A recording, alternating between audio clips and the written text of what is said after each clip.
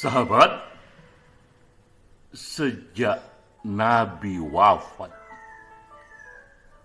maka wafat pula penafsir tunggal agama. Beragama di zaman ini menjadi pertarungan tafsir atas agama. Maka berlakulah hukum alam, the survival of the fittest.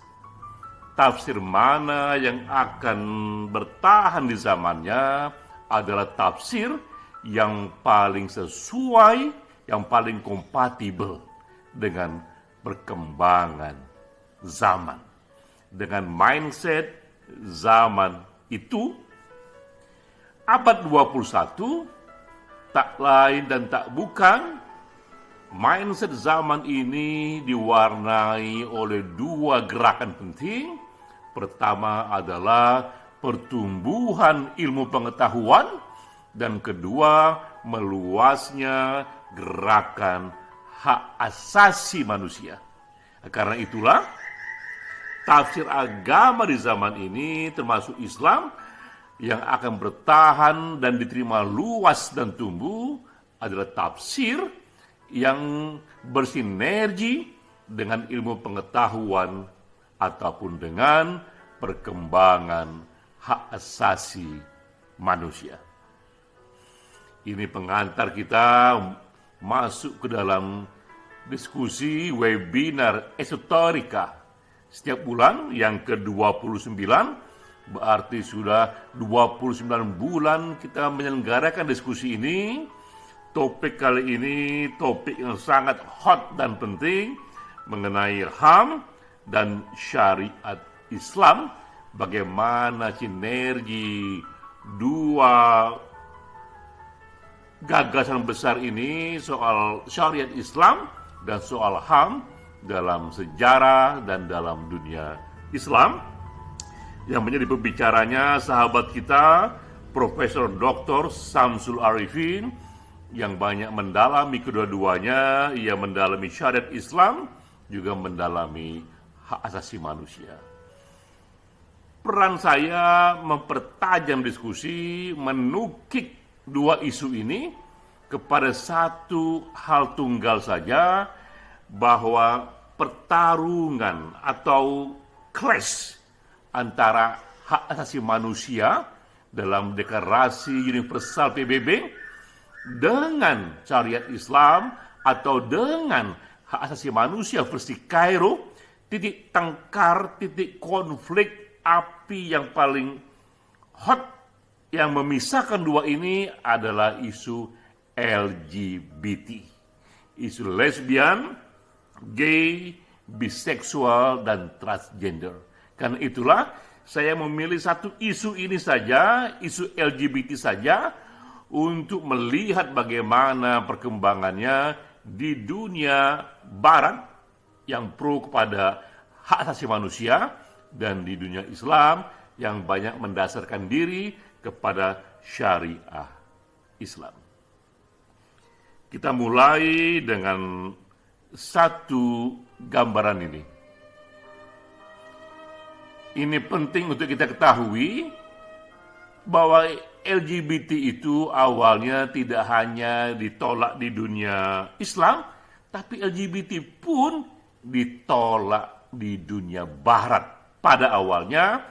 Hingga tahun 1973, kita melihat 1973, di dunia Barat sekalipun aneka dokumen-dokumen yang bisa kita baca umumnya bersifat negatif dan menolak LGBT.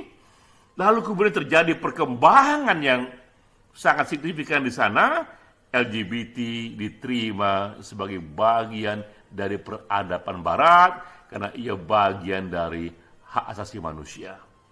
Namun di dunia Islam, LGBT masih ditolak. Akankah dunia Islam menyerupai dunia Barat yang awalnya menolak LGBT, tapi pelan-pelan karena hukum-hukum sejarah, dunia Islam pun akhirnya akan berkompromi, bahkan menerima LGBT.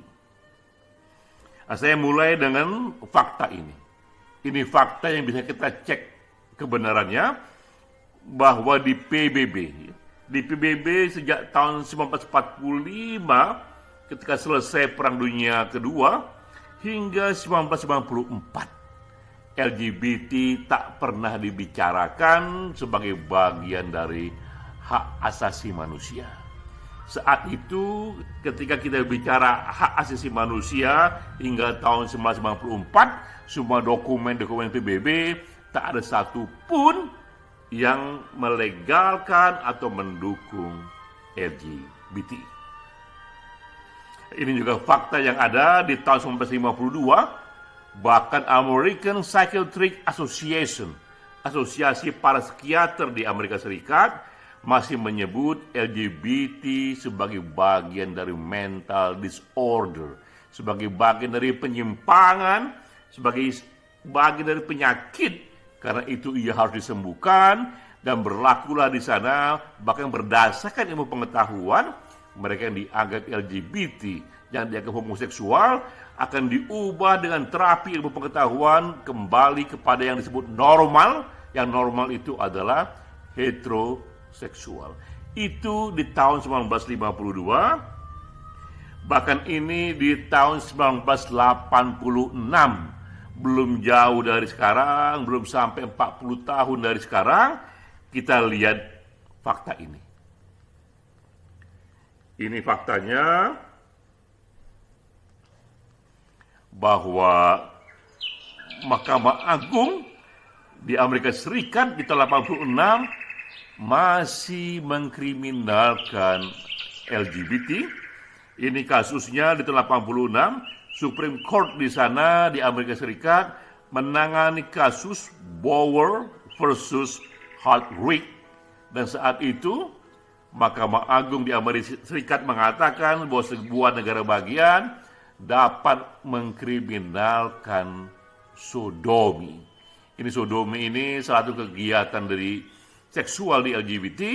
Tahun 86 bahkan Pengadilan Agung di sana, Mahkamah Agung di sana menyatakan LGBT dapat dikriminalkan. Begitu buruknya pandangan dunia barat tentang LGBT pernah terjadi itu di tahun-tahun 70-an, 50-an, dan paling ujung itu tahun 80-an. Nah, inilah awal dari segala perubahan. Di tahun 73 inilah awal dari segalanya, dan awal yang pro kepada LGBT justru dimulai di dunia ilmu pengetahuan. Ada dokumennya, American Psychiatric Association mengubah pandangannya dan menyatakan bahwa LGBT bukan mental illness. LGBT itu bukanlah sebuah penyakit, bukanlah sebuah penyimpangan, bukan mental disorder. Itu hanyalah variasi yang biasa dari orientasi seksual. Ini dunia ilmu pengetahuan, karena para psikiater lagi dan lagi mereka menguji kasus-kasus dari LGBT, termasuk juga terapi-terapi yang ingin mengubah mereka yang homoseksual menjadi heteroseksual, dan banyaknya angka bunuh diri di kalangan mereka yang LGBT.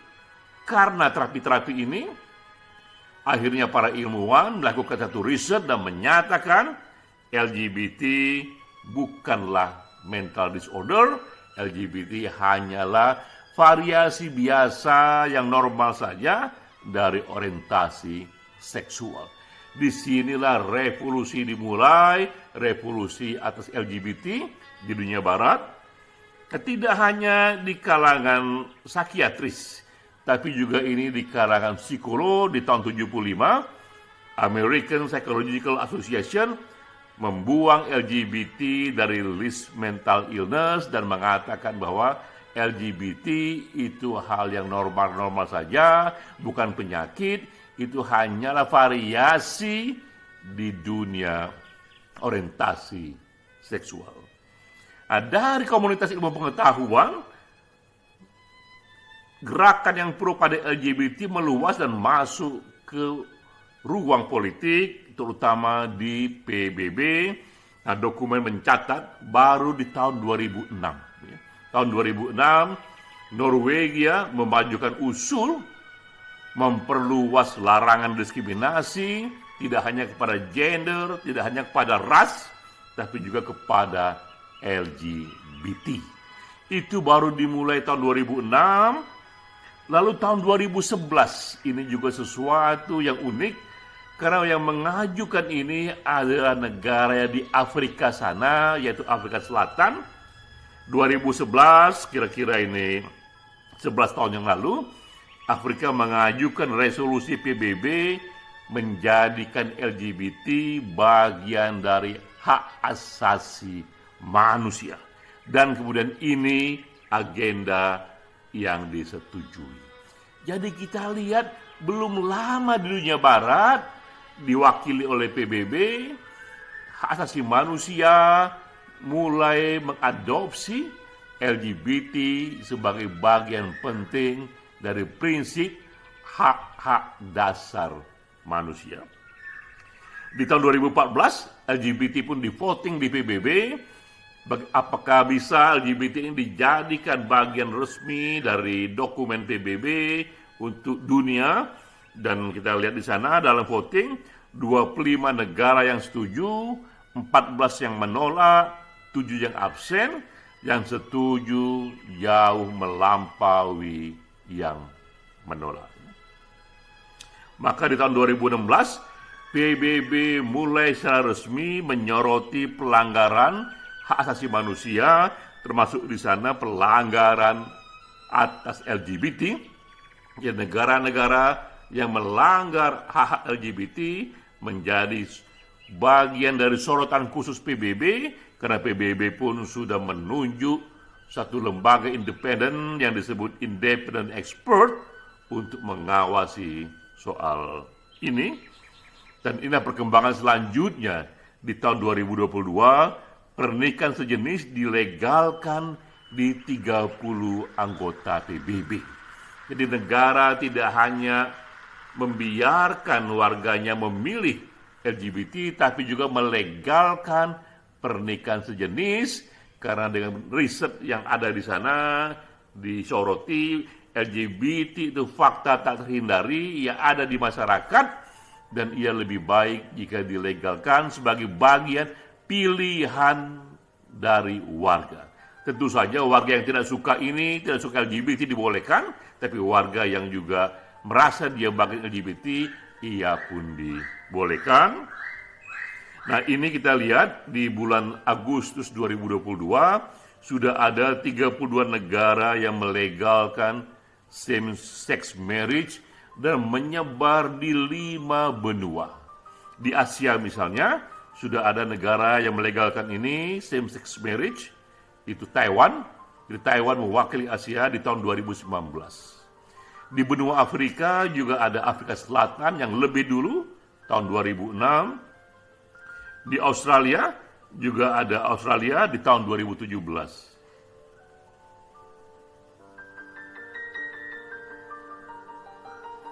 Nah, ini di benua Afrika, kita lihat di Amerika, USA justru terlambat dibandingin negara lain. Negara ini, negara superpower ini baru mengakui the same sex marriage di tahun 2015. Bahkan lebih dulu negara Brazil di sana di tahun 2013, dan Eropa dicatat memang ini negara pertama yang melegalkan the same sex marriage, yaitu Belanda di tahun 2001. Jadi Belanda adalah negara pertama yang melegalkan the same sex marriage.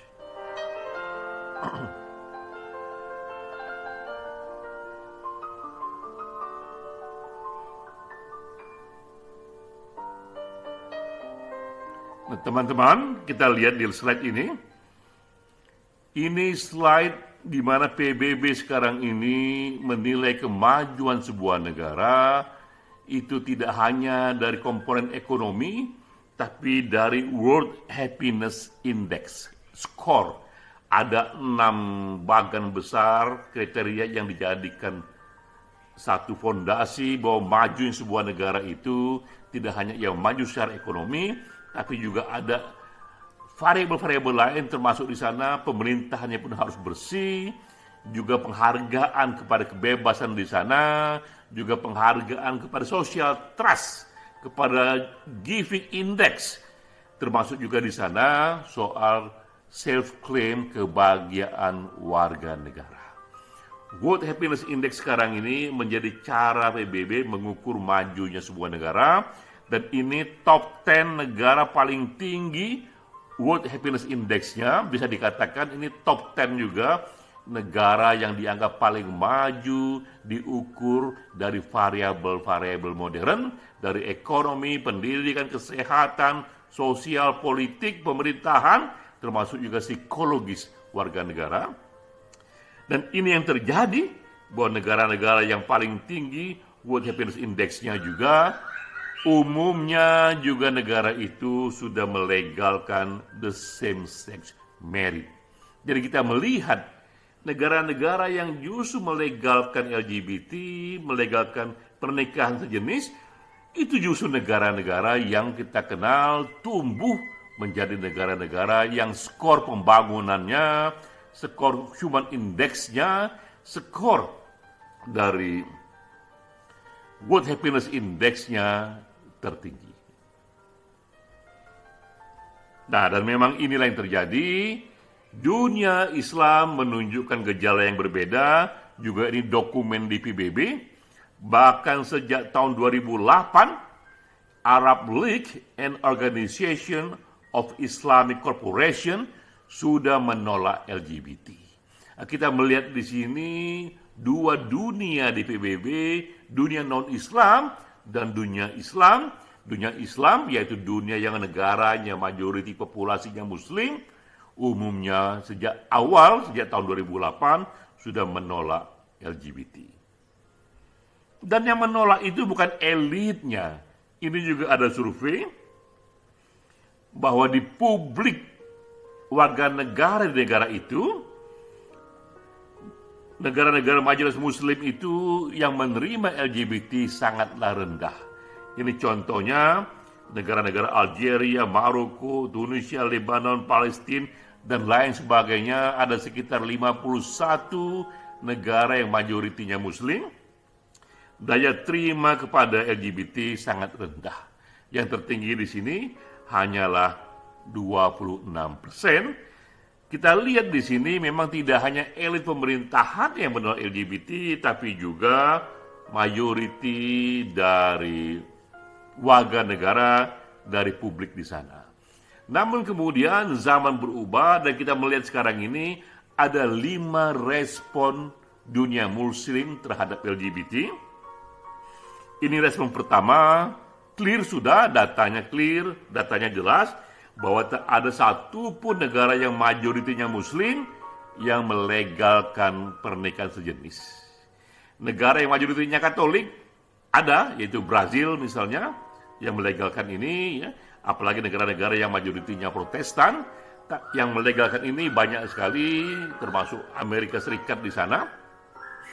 Di dunia agama pun terbelah dua, Protestan dan Katolik banyak yang ikut melegalkan LGBT. Di negara-negara yang mayoritinya Protestan atau Katolik, banyak yang sudah melegalkan LGBT, tapi negara-negara yang mayoritinya Islam, termasuk juga Hindu di sana, juga Buddha di sana, 5 agama besar, belum ada satupun dari negara ini yang melegalkan the same-sex marriage. Di dunia agama pun kita melihat terpilah dua, ada Protestan Katolik sebelah sini, ada Islam, Hindu, dan Buddha di sebelah sini. Mengapa Katolik dan Protestan lebih dahulu bisa ikut melegalkan the same-sex marriage? Banyak analisa, sebagian mengatakan memang dibandingkan dunia agama, Protestan dan Katolik adalah agama yang lebih dahulu bersentuhan dengan dunia industri.